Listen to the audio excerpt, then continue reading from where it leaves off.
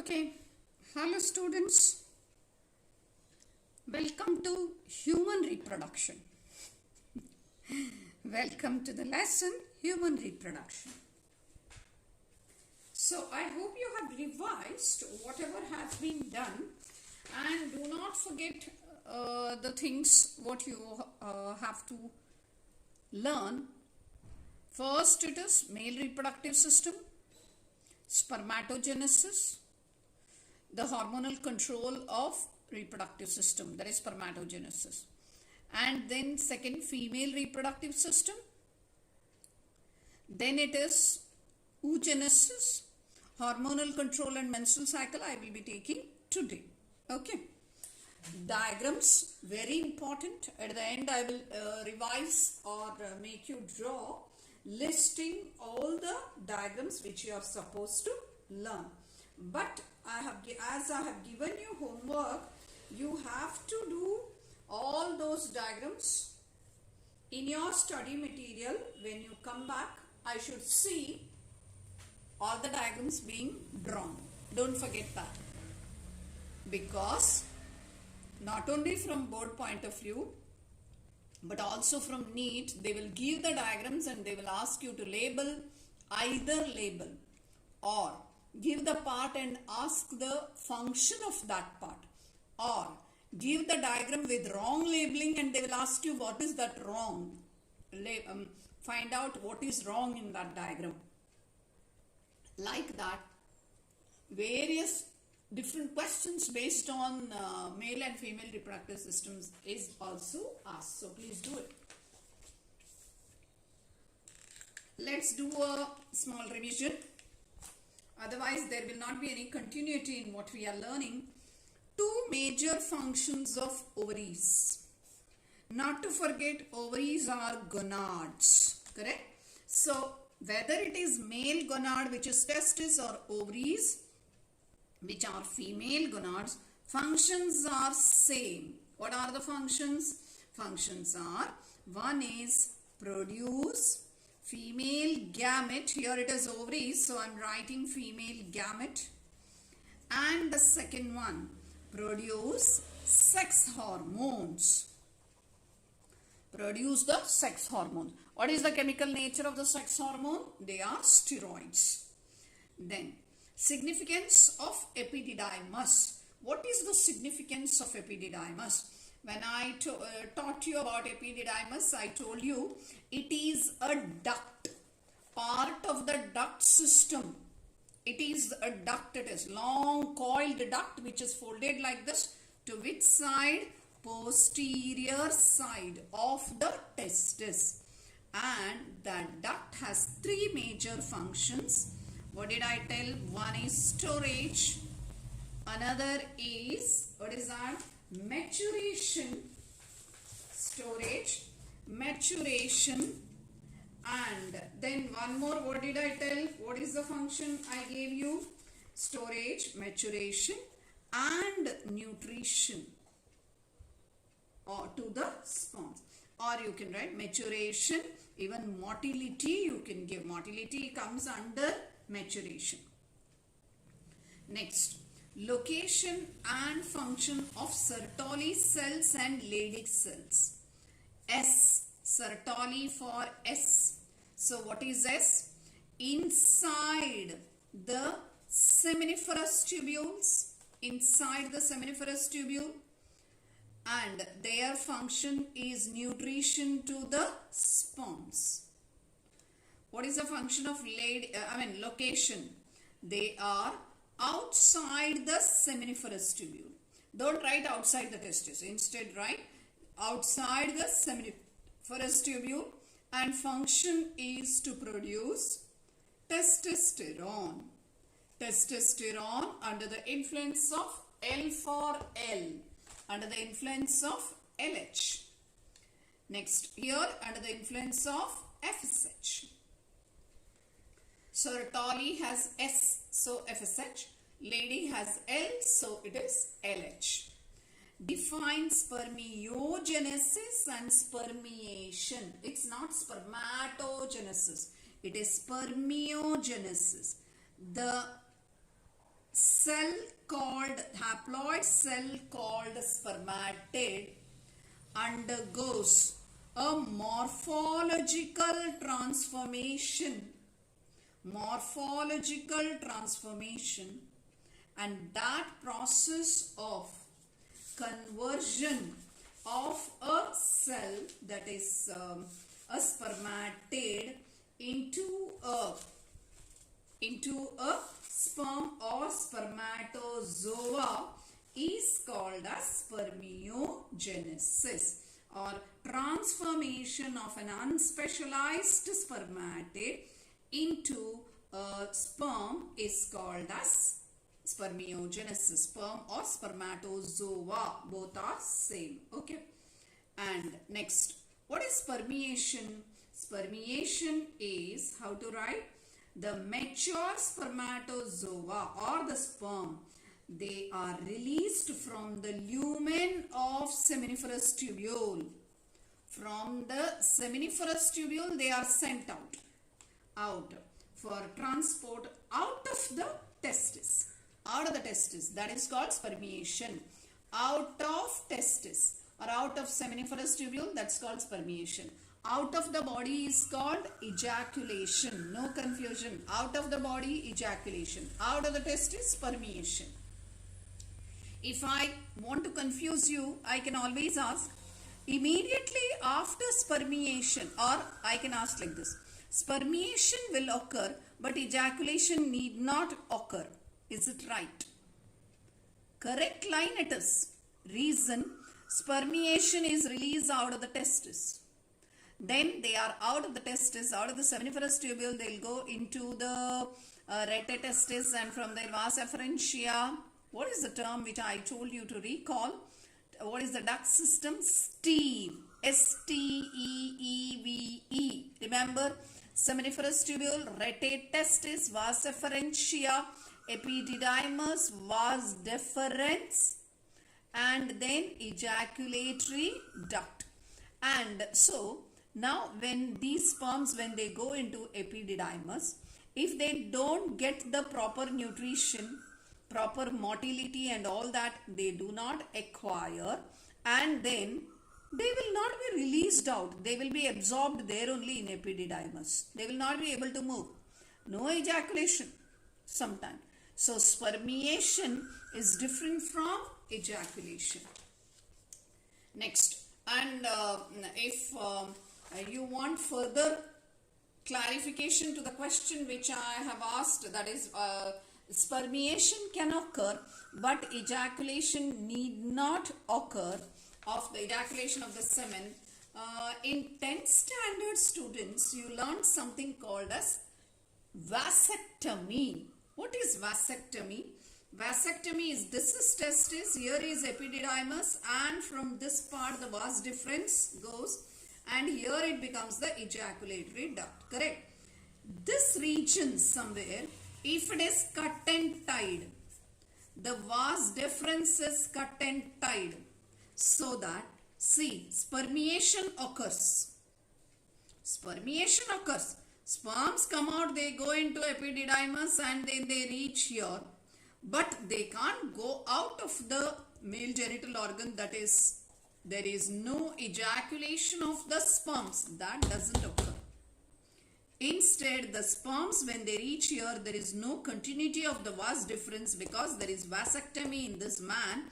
All the sperms which are unable to move, they will be absorbed there only. That is, phagocytosis takes place and they will die there only, and they are absorbed. Finish. So, spermiation can occur, ejaculation need not occur. Okay. Next, difference between primary follicle or primary oocyte and secondary oocyte. Recall the line, what is being taught to you, that is oogonia. You have to be very quick. Oogonia, primary oocyte, secondary oocyte, oocyte. First two are diploid, then two are haploid. Your answer is here only. Primary oocyte is diploid. Secondary oocyte is haploid. Ready? Secondary oocyte is haploid. For one more difference is there, but that later I have not taught you, so I am not asking. Two resting stages during oogenesis. Two resting stages during oogenesis. When is that resting stage? One is in prophase 1, diplotin stage. Diplotin stage is the first resting stage. Is the first resting stage. You know that the primary oocytes, that is the primary follicle which is found, the oogonia which are converting into primary oocyte, they are all in this resting stage. And from here when they continue, they will finish meiosis 1 and they enter into second meiosis, and the secondary oocyte, here again there is a resting stage. So one is here, one is here. So one is from primary oocyte to secondary oocyte, another is secondary oocyte to oocyte. So one is in the prophase 1 here, diplotin stage, that is the resting stage. Another is, it is metaphase 2 it is. Metaphase 2 is the resting stage. This is in primary oocyte, this is in secondary oocyte. Two resting stages. Next, name the site of production of, this is in female reproductive system, so quickly answer. Name the site of production of gametes. So the answer is ovary. Site of fertilization, that is, which is that? Is it, I'll tell you, fallopian tube. What is the other name of fallopian tube? Ovida. There is ampulla, there is infundibulum, there is fimbriae, there is isthmus or uterus. Where is it? It is, this is infundibulum with fimbriae. Infundibulum with fimbriae. And here is the ampulla region. Little wider part is ampulla. And then the thinner region is isthmus.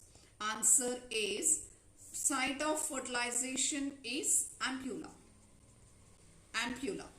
Then site of implantation is uterus. Birth canal is cervix plus vagina. Cervix plus cervical canal plus vagina together makes the birth canal of the female reproductive system.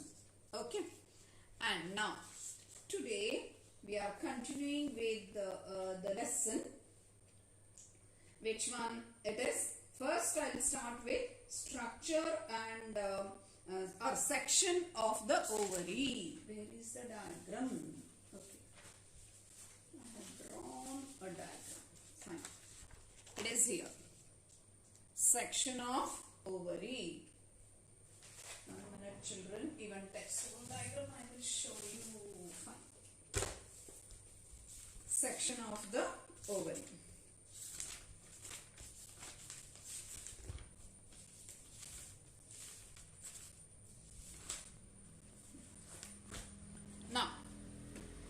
If you remember, I had told you the parts of the ovary. There is germinal epithelium. This is germinal epithelium. Then there is, what is this? Tunica albuginea. And this full is ovarian stroma. Stroma, but you have to imagine it like this. Here, below that, and then here. That stroma has cortex and medulla. That is, in the stroma region there is cortex and medulla. The complete medullary region has nerves and blood vessels. And now we are learning here in the cortical region what is happening. Now by birth, quickly, by birth, I'm sorry, okay, this is the diagram. A girl child during birth only, she has millions of these. What are they? What are they? So I will keep the name, the terms, what is that under oogenesis. Oogonia, primary oocyte, secondary oocyte and oocyte. Keep this in mind. And the girl child, when she has born, lot of oogonia have already entered into what? as primary oocytes, they are found here. How many? 2 to 3 million. This, I'll draw blue, okay, no problem.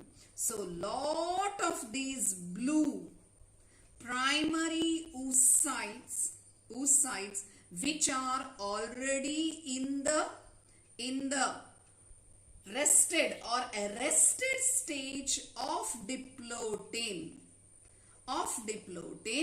are found 2 to 3 million when the girl child. These are not there only like this blue. Everywhere these millions of primary oocytes arrested in diplotin stage are found in the ovary of a girl child. So she is born with this. Now when she reaches puberty, from these 2 to 3 million, then you will ask, ma'am, when was this oogonia in her body? When she was in mother's womb, during the fetal stages, she had oogonia. When she is born, there are already primary oocytes which are arrested in the diplotin stage. Don't forget they are 2N, that is diploid. Now, from those 2 to 3 million, most of them will undergo atresia, and the only few of them, so I will keep like this now, only few of them, how many are these few? 60,000 to 80,000 will be left what? Primary oocytes when the girl reaches puberty. All these will undergo atresia. All these will undergo atresia.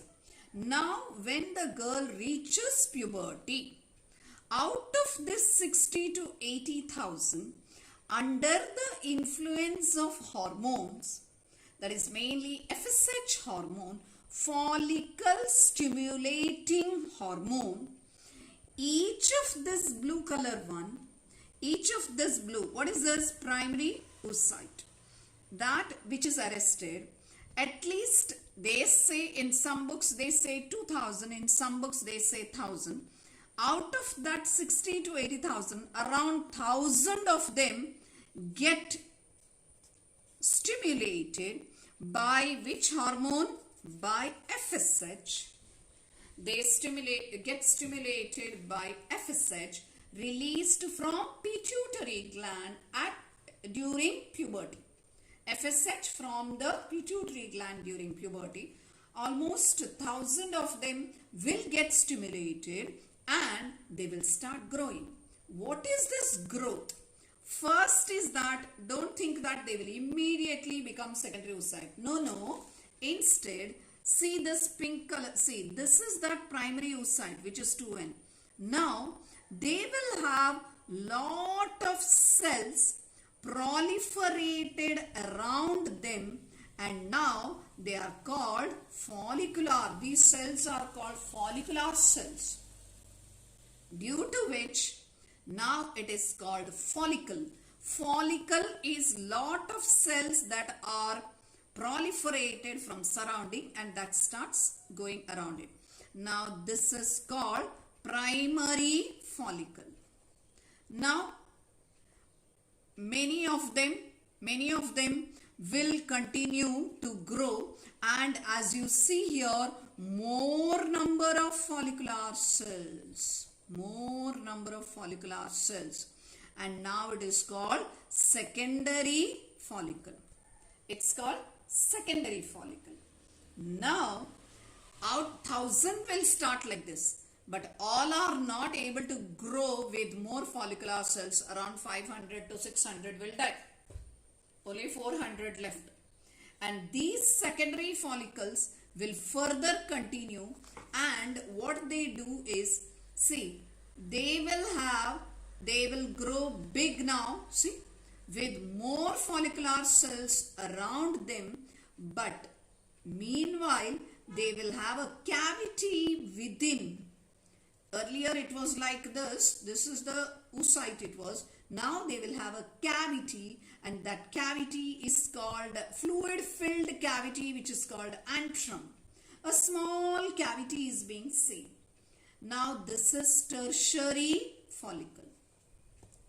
Only one out of this 1,000, all will degenerate, though some of them will grow into secondary follicle, but only one will be successful in becoming a tertiary follicle and then growing into the next, which is called Graafian follicle. This is called Graafian follicle. Look at the structure of Graafian follicle. Very big, with large fluid filled cavity called as antrum. Antrum is the fluid filled cavity. And there is secondary oocyte. I will tell about the oocyte. This is already N. It has finished its meiosis 1. So it is N now, secondary oocyte. And the surrounding cells are here. This is the secondary oocyte with theca externa. I'll give you the structure. Theca externa, a tough structure, and then the theca interna, cytoplasm, and a haploid nucleus. This is Graafian follicle. If you see, the follicular cells are there with a cavity, large cavity. This was small, this is large cavity. And this secondary oocyte is on a on a dais, or what you call there is see, like this, on a dais or a high in flower and all, there is pedicel, like stalk, like no, such region, which is called cumulus oophorus. Cumulus oophorus.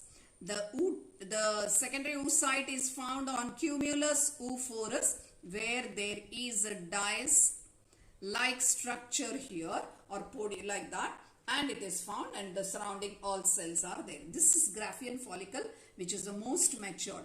Learn the order: primary follicle, secondary follicle, tertiary follicle, Graafian follicle. Now this is the matured one. Graafian follicle will rupture and it will release only, see, only the secondary oocyte it will release. Where? Into the fimbriae, which is catching it and taking it to the infundibulum. Here is the, I have drawn the fallopian tube, fimbriae with infundibulum, and this will rupture, and this is the secondary oocyte. And now the remaining part of that, this region, cumulus oophorus region, and the remaining follicular cells, all that will still remain in the ovary, which is called as, this is called as corpus luteum.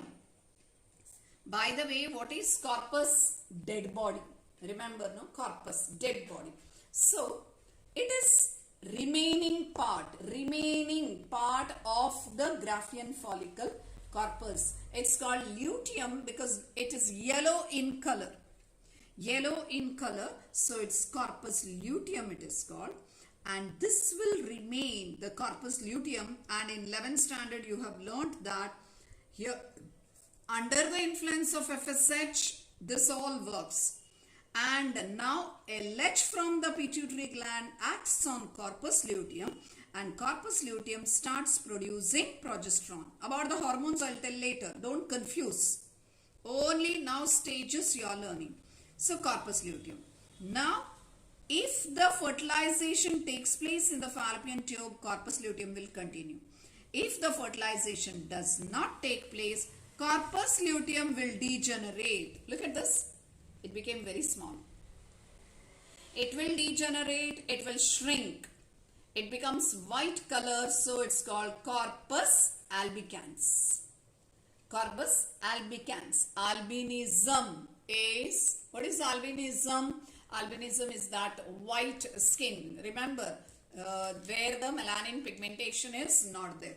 Corpus albicans. And as the corpus albicans degenerates, there is complete, that cycle is over.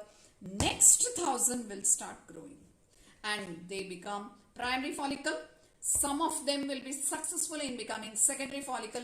Only one will be successful in becoming tertiary follicle.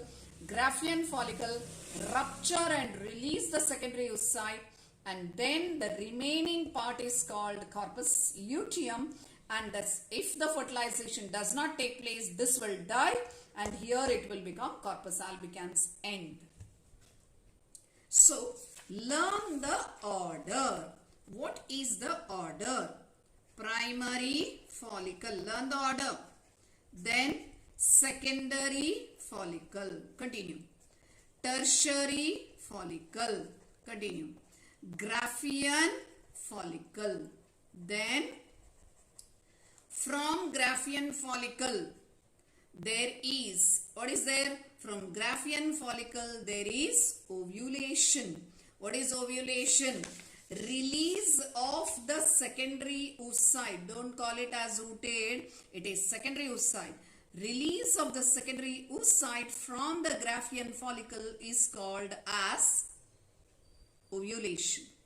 Is called as ovulation. And so from Graphian follicle there is ovulation, and the Graphian follicle, remnants of the Graphian follicle become corpus luteum, and then it will degenerate at the end. If there is no fertilization, then it is called a corpus albicans and end. Now the little more thing which I would like to tell you along with this is, because this is my concern, there is many confusions are there in this, and how to avoid your confusion, that is my concern. Now look here, primary follicle has, 1 minute, I'll first finish the showing you the diagram, okay, that is very important.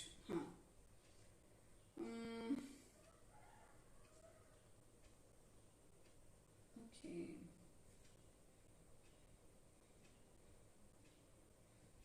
Secondary.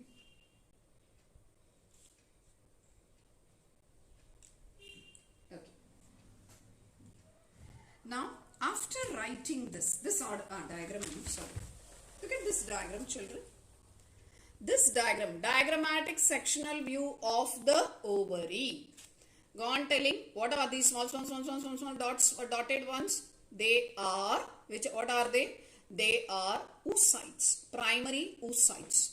When they start having the follicular cells around them, that is primary follicle. Little big, secondary follicle. I'll call this as secondary follicle. They have not labeled. Then it is tertiary follicle. Then very big antrum, Graphian follicle. Ovulation, where the ovum has come out. Ovum or secondary oocyte. Then corpus luteum, very big it is, and then it is degenerating corpus albicans. This is corpus luteum, this is corpus albicans. These two blood vessels they are. Don't think the sperms are. One student I still remember, ma'am, sperm is entering here. This is ovary. Sperm doesn't reach here. The egg, the ovum has already come out. So these are the blood vessels in the middle part. What is that? Medullary region. The blood vessels entering. Repeat. Primary follicle, secondary follicle, tertiary follicle, Graphian follicle. Then ovulation, corpus albicans. Sorry, corpus luteum, corpus albicans. Okay. Now what I said, make a note of when I am saying something here. Primary follicle has primary oocyte. Follow this. Secondary follicle has primary oocyte. Got it? Tertiary follicle has secondary oocyte. Graphian follicle has secondary oocyte. Ovulation means there is ovum release. Ovum has secondary oocyte. Did you understand what I said? Primary follicle has primary oocyte. Secondary follicle has primary oocyte. Tertiary follicle has secondary oocyte. Graphian follicle has secondary oocyte. Even ovum has secondary oocyte. That means here is primary oocyte, secondary oocyte. This is also secondary oocyte. Then where is ooted? Only if sperm reaches, then it becomes ooted. Otherwise, it will die as secondary oocyte. Did you understand? where you will do the mistake in NEET exam is that, or even in board exam, a secondary follicle has. Students think that primary follicle has primary oocyte. Secondary follicle, secondary oocyte. So they write secondary oocyte. Wrong. Primary follicle has primary oocyte. Secondary follicle also has primary oocyte. So tertiary follicle and after that all of them. So first two keep them separate and primary oocyte. So you know that primary oocyte is diploid. So that is they both have diploid primary oocyte. From here haploid secondary oocyte. Here also secondary oocyte, here also secondary oocyte. So your question is, where is first meiosis taking place? Answer, in the tertiary follicle. Tertiary follicle completes the first meiotic division by throwing out a small polar body, that is, and it becomes a haploid secondary oocyte. When is the second meiosis completed? Only during fertilization. No confusion. Again, make it very clear. Lot of things. I know there is a scope for confusion, but still you can always avoid. See, line 1, what you have to remember is order. What is the order? Oogonia. Then, shall we write like this? Okay, no problem. Oogonia into primary oocyte, then secondary oocyte, and then ooted. First two are diploid, next two are haploid. Ready? Now write here, in the ovary. In the ovary. This one. Here also in the ovary. This is found during fetal stage. Fetal stage. This one, this primary oocyte in the baby. In the baby slash primary, this becomes, now you have to write puberty. Primary oocyte will have a follicular growth and now it is called primary follicle. And now draw the same and write secondary follicle. That means the primary oocyte is in primary follicle as well as secondary follicle. Secondary oocyte is in tertiary follicle and Graafian follicle. This ooted only if fertilization takes place. Fertilization takes place. Understood? And once again, last I am telling, the order is primary, after birth it is, okay? Primary follicle, arrow. Secondary follicle, arrow. Tertiary follicle, arrow. Graafian follicle, arrow. Gives out ovum. Write the stage. Primary oocyte. I told after two of them put a line. So, primary oocyte. Here also both. Then all secondary oocyte, secondary oocyte, secondary oocyte. How many times this question has been asked? You should be careful. Check your paper. An ovum has dash. The stage in the ovum, secondary oocyte. The stage in Graafian follicle, secondary oocyte. Stage in tertiary follicle, secondary oocyte. Stage in secondary follicle, primary oocyte. Primary follicle anyway, primary. Write the ploidy. 2n, 2n, n. Now clear? Have this in your book written and boxed. because in the textbook everything is given like this in the form of a paragraph. You won't know what is where. Which is converting into what you will not know, because primary oocyte, after that primary follicle they have written, secondary follicle they have written, and then they have written antrum, then secondary oocyte they have written like this. Only some of them they have, this I will tell, some of them they have highlighted, but the clarity in the sequence is not there. That's why I am telling, make this into a box. Ready? Small little questions from your end. I am assuming and I am asking. First one. How do you identify a primary follicle? What is the answer? Primary follicle is identified when the primary oocyte is very small, surrounded by some layers of follicular cells. There is that diagram. Surrounded by some layers of, here I drew overdrawn, so it became big, otherwise it is very small. How do you identify a secondary follicle, which they have not labeled here, so I am going to label this as secondary follicle. Now, more layers of granulosa cells. Granulosa cells are follicular cells, okay? Granulosa cells and a kind of theca. Theca is a tough layer formed around it is secondary follicle. How do you identify a tertiary follicle? A small fluid-filled cavity called as antrum is seen, and the theca layer becomes theca externa and theca interna. Okay. And also next, inside this tertiary follicle there is a secondary oocyte. Okay. Next. How do you identify a Graafian follicle? Graafian follicle, which has the secondary oocyte, I told you, I'll show you another diagram, children. Oh, this is not clear.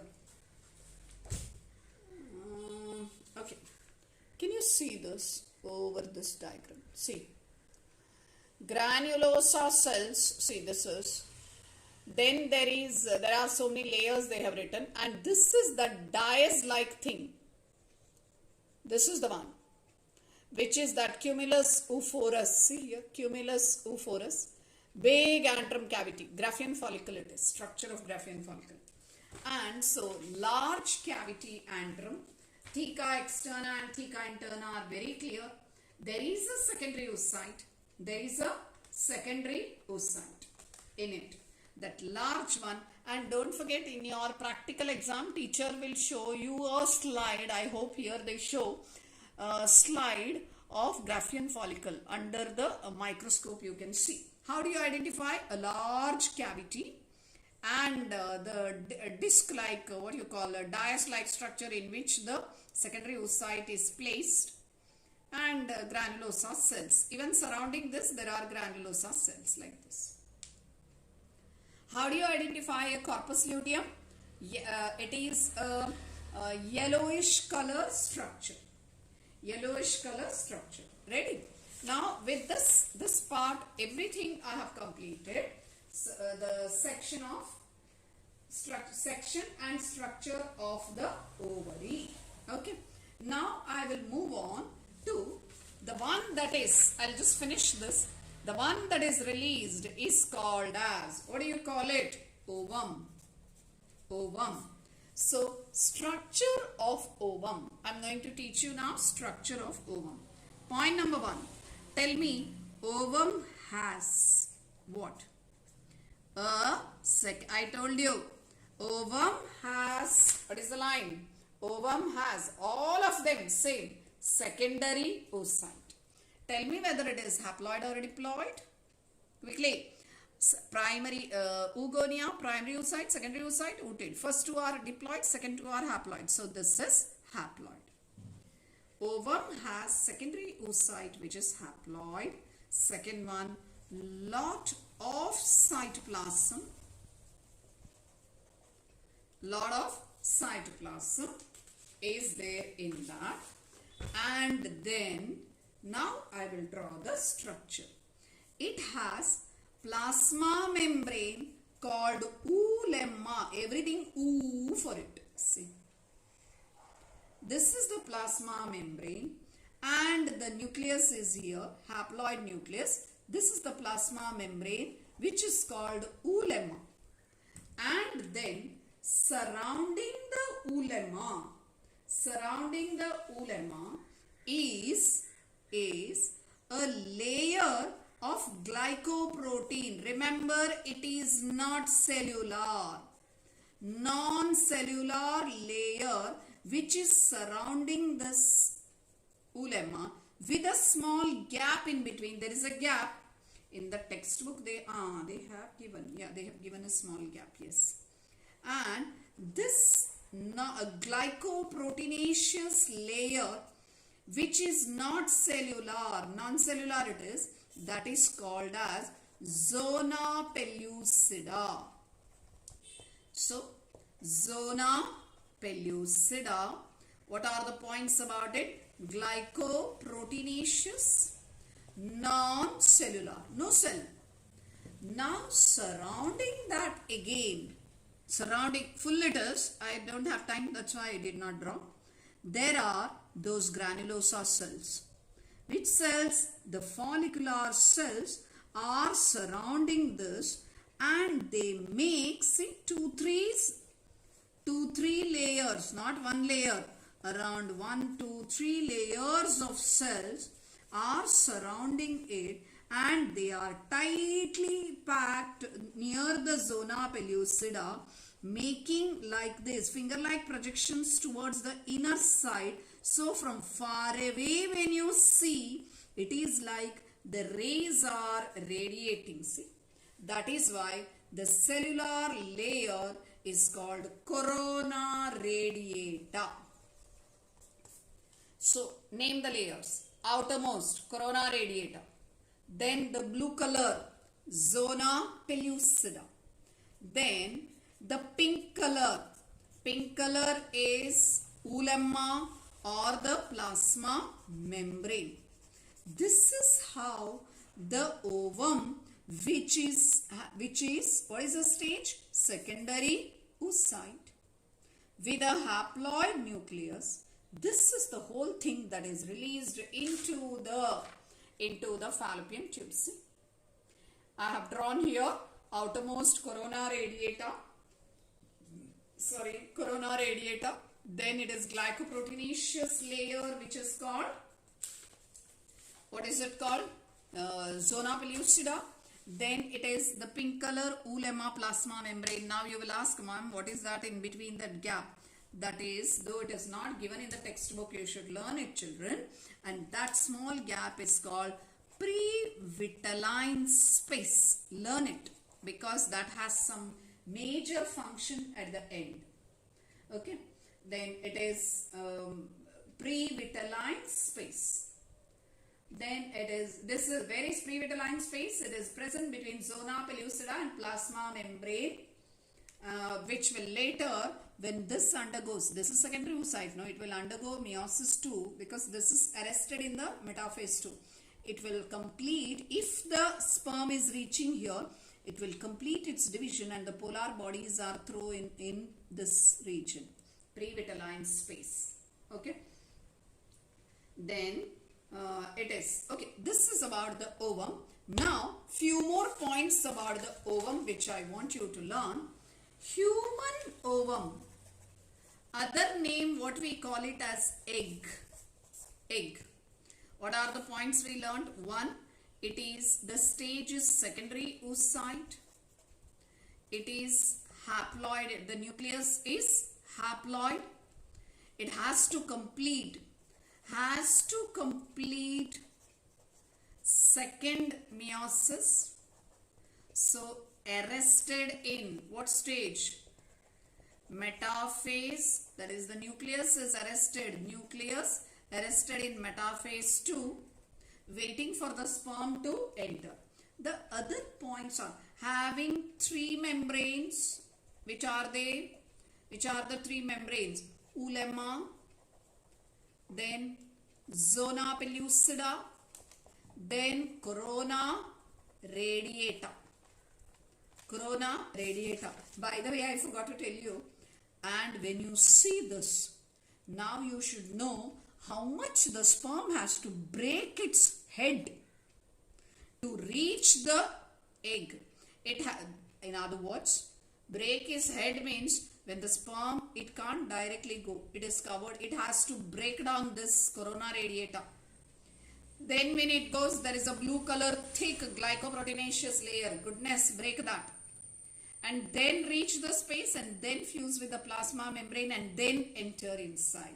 That means it requires all those hydrolyzing enzymes filled in acrosome to digest all these membranes. So it's not easy work for the sperm. So what they said in Three Idiots, life is a race. It's not easy task for the sperm. Correct? So going to the fifth one. Some points I would like to write here. One is that lifespan of the egg after release, that is after release from here, it is only 1 day. After release, only for 1 day it will remain in the fallopian tube. Till which region? Ampulla. It is not able to move. So somehow from the fimbriae will collect it, take it into the, if you take like this, fimbriae will collect it, will take like this. See, this is the ovum. Okay. Fimbriae has put it into the infundibulum region. From here it will move slightly by the action of the ciliated columnar epithelial cells. They will push it and they will take it from, this is infundibulum, this is fimbriae. It will move, see, like this, like this, like this, like this. It will move towards the ampulla region, and to push it towards the ampulla region 24 hours. By the time it is, see, fell into this, rolling means these are pushed. The cilia, it is pushing little forward, forward, forward. Now it is from infundibulum to the ampulla region. From ampulla it has to go to isthmus. It doesn't go. It reaches the ampulla region, and by the time it reaches here, it is 24 hours. If the sperm has reached this ampulla region, by that time there is fertilization of this egg. Otherwise, it will not move forward because it will die within 24 hours. In which region? Ampulla region it will die. And phagocytosis, that is already the macrophages and these our cells are ready to clean the all dead things. So when this is dead, they will completely decompose this matter. They will do phagocytosis and finish it off. Finish. So the lifespan is only 1 day. That is 24 hours. Then it is human egg. I am talking about human egg. It is called alecithal. Alecithal. You know what is alecithal? A stands for no yolk. No yolk. Egg without yolk. No yolk. Why no yolk? Take a bird's egg, that is you are making omelette and burji and bullseye and all that you are eating, no. That egg is a bird's egg. And do you know, it is megalecithal. Which one? Megalecithal is the hen's egg. The yolk, big yellow, and that white albumin. Embryo is only here. This, where is it? So much of yellow color. Why I am using this color? I should use yellow, no? Yellow. Megalecithal. But you take here, I have drawn. Anywhere I have drawn yolk, no yolk. It is alecithal, no yolk. Why no yolk? Because it doesn't require yolk. Why it doesn't require yolk? Because the fetus, when it is growing, it will get all the nutrition from the mother. Then why to collect the food? Yolk is food, okay? And that is not collected, and so it is alecithal, point number 1. And then 7th point, it is it is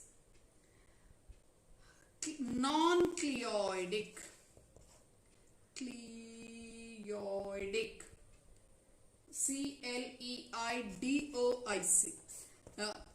In the first lesson, I have given you non-cleoidic or cleoidic. Cleoidic is the ones with the shell. So non-cleoidic, no shell. Shell is absent. Human egg, fish egg, amphibian egg, they are all non-cleoidic eggs. Non-cleoidic eggs, okay? Whereas a bird's egg and reptile egg is cleoidic egg. So remember these many points about the egg. And lifespan, all points I have written. And the diagram is this. Textbook diagram shall I show you? Okay, this is the textbook diagram. Ovum surrounded by few sperms. Ovum surrounded by already few sperm. Look at this. This is the ovum. The line is plasma membrane or ulemma. The pink gap is pre-vitelline space. The brown thick layer I said, that layer is non-cellular zona pellucida. Surrounding that are the cellular corona radiata. And see the sperm. Some are trying, some are reaching, some are trying very hard. Some have reached the zona pellucida. And then later, see, this is how. This is over. And after this, I have to teach you the next one now. And that is very important one I have to teach you. Menstrual cycle. Now, what is this menstrual cycle? Structure. This is over.